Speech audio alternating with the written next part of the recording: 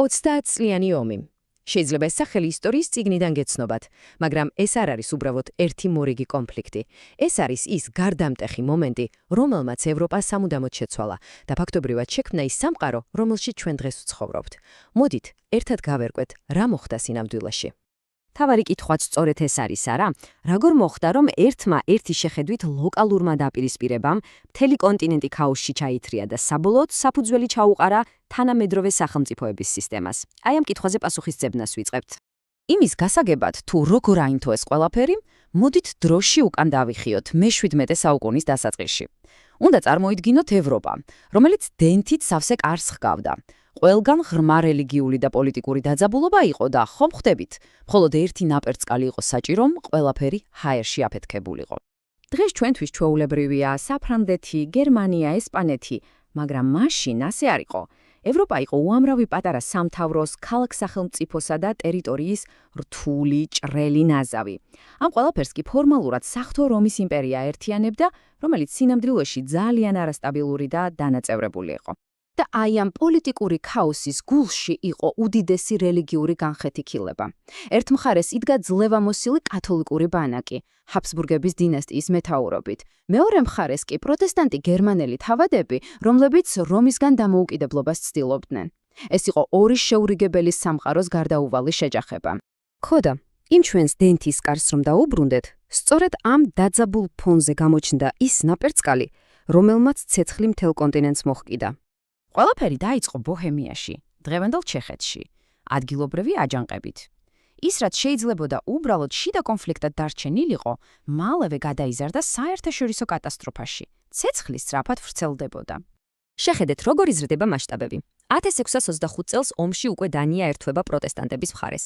5 წლის შემდეგ კი 1630-ში სცენაზე გამოდის შვედეთი, იმ დროის ერთ-ერთი უმძლავრესი სამხედრო მანქანა, ლეგენდარული მეფის გუსტავ ადოლფის მეთაურობით.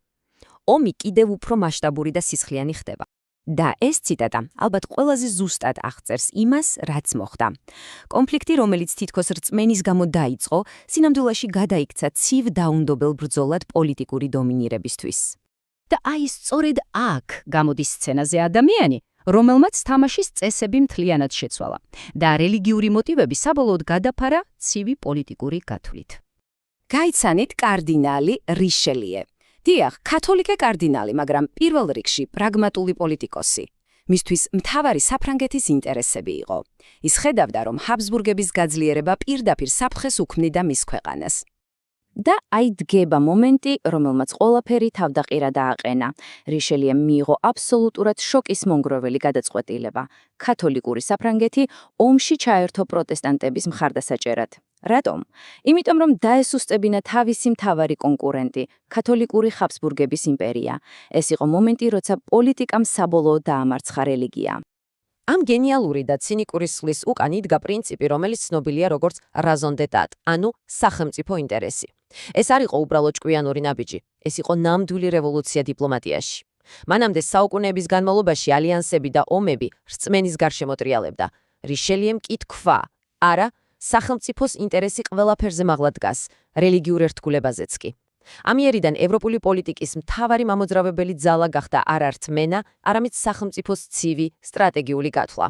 ეს იყო თანამედროვე საგარეო პოლიტიკის დაბადება. ომის ეს ახალი წმინდა პოლიტიკური ფაზა კიდევ უფრო სასტიკი და გამანადგურებელი აღმოჩნდა. წლების შემდეგ სისხლისგან დაცლილი და გამოფითული ევროპა ბოლოს და ბოლოს მიხვდა, რომ მშვიდობა იყო საჭირო. და ამ მშვიდობამ სრულიად ახალი მსოფლიო წესრიგი შექმნა. აბა, დაფიქრდით, 30 წელი ეს უწყვეტი ომის მთელი თაობაა. ზოგიერთ გერმანულ რეგიონში მოსახლეობის ნახევარზე მეტი დაიღუპა. კონტინენტი უბრალოდ განადგურებული იყო. მშვიდობა აღარ იყო არჩევანი. ეს იყო გადარჩენის ერთადერთი გზა. ვესტფალიის ზავი არ იყო უბრალოდ დოკუმენტი, რომელმაც ომი დაასრულა. არა, ეს იყო ახალი ეპოქის დასაწყისი. ამ დოკუმენტმა შექმნა ის ჩარჩო, ის წესები, რომელზეც დღემდე დგას მთელი საერთაშორისო სისტემა. და აი ამ ზავის ყველაზე მნიშვნელოვანი იდეა – ვესტფალიური სუვერენიტეტი. რას ნიშნავს ეს? მარტივად რომ თქვათ, თითოეული სახელმწიფო თავის ტერიტორიაზე თავად არის ბატონ-პატრონი და სხვა ქვეყანას არ აქვს უფლება მის შიდა საქმეებში ჩაერიოს. ეს არის თანამედროვე სამყაროს ქვაკუთხედი. მოდით ვნახოთ კონკრეტული შედეგები. იმპერატორის ძალაუფლება ფაქტობრივად განულდა. სახელმწიფოებმა მიიღეს უფლება თავად აერჩიათ რელიგია და რაც ყველაზე მთავარია, ევროპის რუკაზე გაჩნდა მკაფიო ფიქსირებული საზღვრები. შეიქმნა დამოუკიდებელი სუვერენული სახელმწიფოების სისტემა. აი ეს არის ყველაზე მთავარი.